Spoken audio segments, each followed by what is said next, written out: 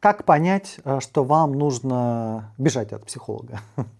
Я думаю, самый первый момент — это когда вы подвергаетесь критике. Если человек, специалист подвергает вас какой-то критике и дает оценки какие-то вашему поведению. То есть психолог прежде всего нейтрален, и психолог не дает оценочных никаких суждений ни вам, ни ситуациям. То есть если вас критикуют или вас откровенно не одобряют, то я думаю, что стоит поискать другого специалиста. Второй момент. Точно нужно бежать от непунктуального психолога, потому что это неуважение к вам.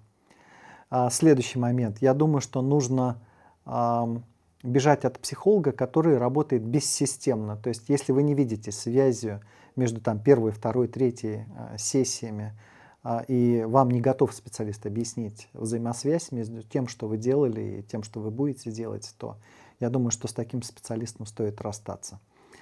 Следующий момент очень важный. Если вам цена кажется необъективной, верьте себе, доверяйте себе, бегите, уходите от такого специалиста. Возможно, это с большой вероятностью так. Собственно, это баланс беру-даю.